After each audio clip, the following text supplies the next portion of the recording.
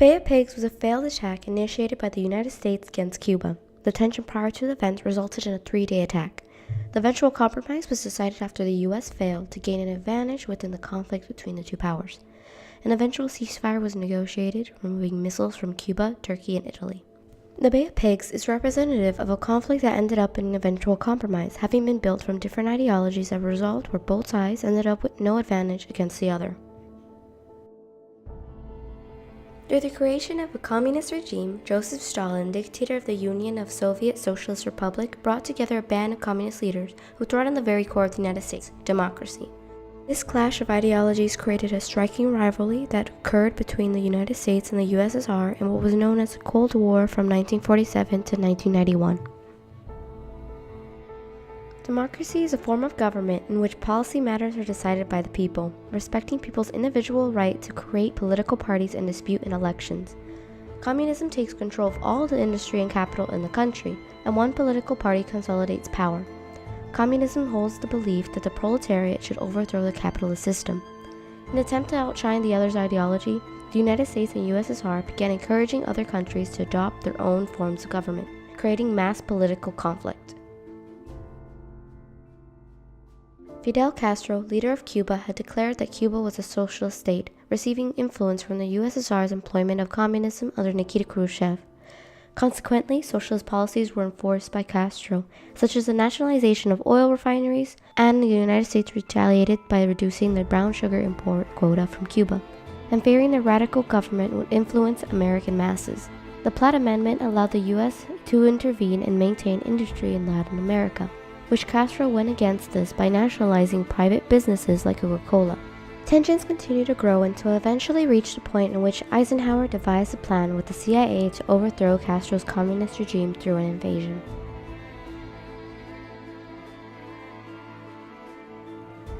Eisenhower's plan alongside the CIA involved the establishment of training camps in Guatemala to train an army in guerrilla warfare, development of a military force in depth enough to overthrow the Castro regime. The Cuban exiles formed an armed unit of the guerrilla force known as Brigade 2506, trained by additional instructors from the Army Special Forces, Air Force, and Air National Guard on an island privately leased by the CIA.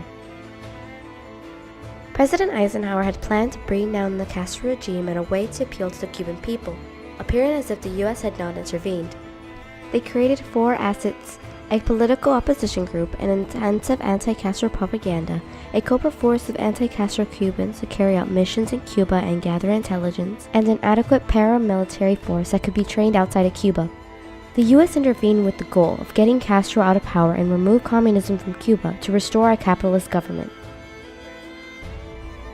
An account from historian Jim Rasenberger, author of The Brilliant Disaster, JFK, Castro, and America's Doomed Invasion of the Cuba's Bay of Pigs, reveals why the U.S. felt so inclined to intervene with Cuba.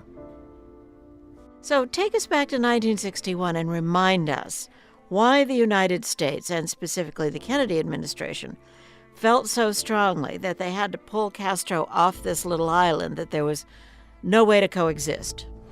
Yeah, the first thing anyone thinking about that time has to understand is the tremendous fear that Americans had of communism. I mean, now we look back on that and it can seem sort of ridiculous that we ever had a time when we thought the communists were going to take over the world.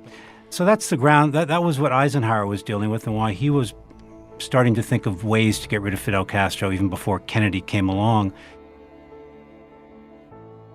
The plan involved 3 phases with the purpose of forcing Castro's resignation. Phase 1 outlined the destruction of a series of Castro's combat aircraft to prevent all potential retaliatory capabilities by the time the brigade reached the base. Eisenhower planned to achieve this by disguising U.S. aircrafts piloted by the brigade as FAR, or Fuerza Aérea Revolucionaria, aircrafts which belonged to Cuba's Air Force. In Joseph L. Shannon's opinion, the decision to bomb the air bases 2 days prior to the actual assault was a foolish move, as it gave Castro ample time to prepare for the invasion. Phase 2 aimed to destroy the remaining combat aircrafts from Phase 1 by using bombs dropped by the brigade's pilots over the opposing base to prevent counterfire during the invasion. Finally, Phase 3 outlined the invasion itself. The U.S. planned to infiltrate and invade the Cuban military base onto the Trinidad beaches through the sea and air, securing reliable defenses and an escape plan.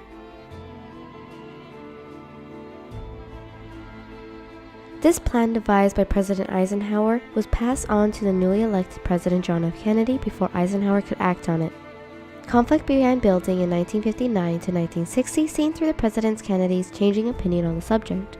Historian Trumbull Higgins compared Kennedy's previously passive opinion on Castro in 1959, pushing him off as a simple problem in the Eisenhower administration. But as he ran for president in 1960, he drastically changed his opinion on Castro as a source of maximum danger, and immediate action must be taken. John F. Kennedy had continued the plan initially made by President Eisenhower, even though ill-advised to land a force of 1,400 anti-Castro Cuban refugees in Cuba in hopes of sparking an uprising among the people. As tensions rose, the peak of conflict at the Bay of Pigs seemed unavoidable. However, Kennedy's plan failed as soon as it was put into action. Landing before the dawn of April 17, 1961, the invasion force was almost immediately pinned down by Cuban forces. U.S. forces quickly found themselves outnumbered and outgunned by Cuban armed forces, first taking damage to their sea vessels, followed by damage to their aircrafts. The lack of air or naval artillery support contributed to the swift takedown of the forces. It was not long before the U.S. officially suffered utter defeat by Castro.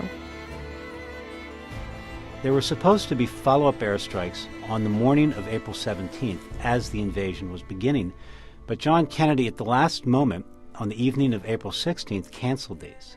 And this essentially left the brigade marooned on this beach that they had just taken. Once those second airstrikes were canceled and Castro was left with his airplanes, the game was basically over. The brigade was doomed at that point.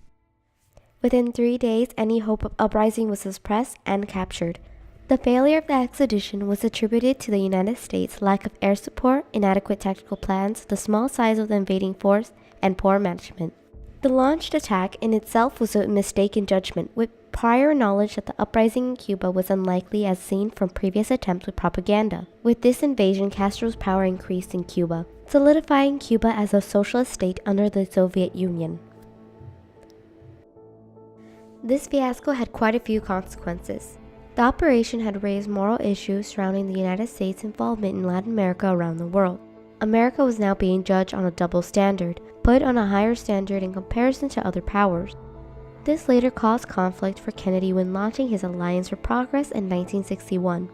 Latin America generally distrusted the U.S. and saw it as another U.S. attempt to dominate Latin America. The failed invasion had also strengthened Castro's administration, which proceeded to openly proclaim its intention to adopt socialism and pursue closer ties with the Soviet Union. Castro became a proclaimed hero against U.S. imperialism. Following the attack, Castro had captured 1,189 men of the brigade and held them prisoner in Havana. In exchange for the prisoners, Castro demanded $62 million ransom, and then after a mass trial, negotiations dragged up until 1962. Unable to pay the ransom amount, Attorney General Robert Kennedy made pleas to the officers of Pharmaceutical Manufacturers Association and the baby food manufacturers to eventually come to a compromise. Castro accepted $53 million worth of food and drugs in exchange for the prisoners rather than the demanded money amount. The first plane with the returning prisoners landed on December 23, 1962. To resolve the conflict within the U.S., the blame was attributed to the CIA, redirecting the blame from President Kennedy. The CIA had their hands in the fiasco as suspected, and the Kirkpatrick reports declassified on February 19, 1998 described involvement in the plan of the Bay of Pigs. However, the only successful political action was a student strike on Havana. U.S. presidents also had a hand in this event, but evidence was hidden by rewriting their presidential accounts. Further conflict that arose from the Bay of Pigs invasion was the agreement Castro made with the Soviet Union to place missiles in Cuba. This later developed into the Cuban Missile Crisis with the U.S. and Cuba, an event that marked the closest two world powers had ever been to thermonuclear conflict. By installing missiles in Cuba, Soviets capitalized on Kennedy's failure of the Bay of Pigs. But the U.S. responded by placing missiles in Turkey and Italy. This led to the Brinkmanship standoff, or also known as mutually assured destruction, compromising and eventually removing the missiles to prevent global havoc. The U.S. and Cuba nonetheless continued to have a strained relationship, representing the long-standing effects resulting from the conflict from the Bay of Pigs.